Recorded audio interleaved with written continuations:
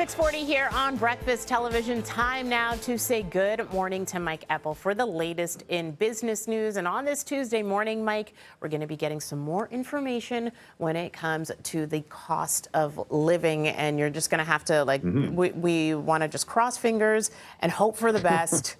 That's kind of where we stand right now, because I feel like you just really never know. Nice to see you, by the way. Hello. Yeah, you know what? Reunited again. We made some changes here on the show, and so Mike and I have been far apart, but so close yet so far. Now we're back. We're back, baby. Close to my heart, though. Yeah. Right? Okay. Excellent. As always, as you are as well. There you go. Nice to Tammie, see you. good morning. Good morning. The inflation report from Stats Canada this morning is going to be really interesting, because what we've seen is the cost of living has started to creep down just a little bit. It's still going up, but at a slower pace. Okay, so you're not looking at any bargain basement prices or anything of that nature, but the February inflation rate, the headline, is expected to be down to around 5.3%. Bank of Canada wants it to be down to around 2 to 3%. So still some work to do. The big problem right now, though, is, of course, something that we've all had to deal with: the cost of food. Food prices have been elevated, 10, 11% year-to-year increases we've seen. Rental costs have certainly gone up. Mortgage service costs have gone up, and the central banks are kind of fueling a little bit of that just by raising interest rates as much as they had. So it's going to be interesting to see what these inflation numbers do or show, really, from the cost of living standpoint.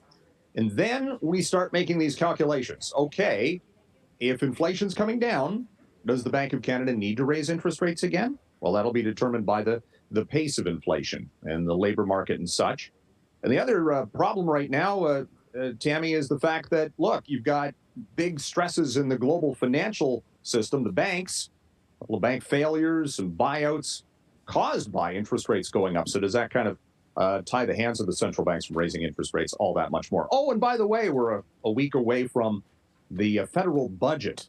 And if inflation's still a big issue, this next week's federal budget's all going to be about, you would think, the cost of living and helping Canadians with that. Although we're not hearing too many signals about that yet, strangely enough. All right. Well, we'll see how that goes. And of course, our provincial budget as well coming up on Thursday. So we're keeping an eye on all of that. If you are looking to save money, though, a way that you can, if you want some luxury goods, Nordstrom's, they did get approval to liquidate, and that is starting as of today. That's it.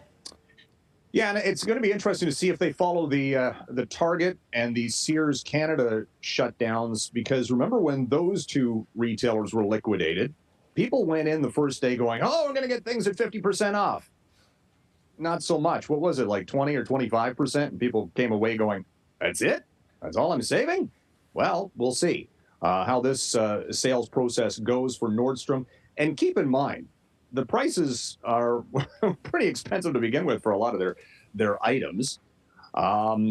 Maybe not so much at the Nordstrom Rack stores. But, this is just going to start the exit of another big department store retailer from the Canadian marketplace, Tammie. And the cost of this, 2,500 jobs. Let's face it, this is going to hit a lot of people who work at Nordstrom, obviously.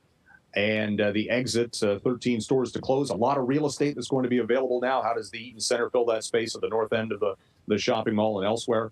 It's going to be kind of interesting to see how this liquidation sales process goes. They'll start 20, 25% today, and then as more goods are sold off, the percentages will go up. They want to have this whole thing done by June. By June, so the percentages hopefully will be going up fairly quickly, so that people can. That's probably what's going to happen. Yeah, it'll probably start a little slower than maybe consumers are hoping for. All right. The opposite's happening, though, for a certain pipeline. Instead of it shrinking and the prices going down, it is ballooning. $30 billion. The latest cost estimate on the twinning of the Trans Mountain Pipeline. Remember, the Trudeau government bought this thing back in 2018 from Kinder Morgan, which said at that time, yeah, the cost of this thing, too much, we're done. We're out. If you want it, buy it. So the government did for $4.5 billion, and they said the cost estimate to get it done. This is a 1,000-kilometer pipeline that is going along with the existing pipeline from Alberta to Western ports. They're saying this thing is going to cost upwards of $30 billion, from $10 billion to $30 over 4 or 5 years. They're, the usual excuses supply chain issues and labor. Oh, and inhospitable terrain. Yeah, you're putting it through a mountain. That's somewhat inhospitable. But didn't they know that? I don't know. These It's costs going that are along an ballooning. existing pipeline. Yeah, They know the route. they did it It's not already. something necessarily new. Yeah, they did it already. And then they're also saying that the shipping rates that they're going to charge the oil producers to send oil through this thing won't be up enough to cover the costs. So guess who's going to be on the hook for that? All right. Well, I'll be feeling it once government. again. All right. Well, Mike, thank you so much for that. It's so nice to chat right. with you again. You too. Welcome back.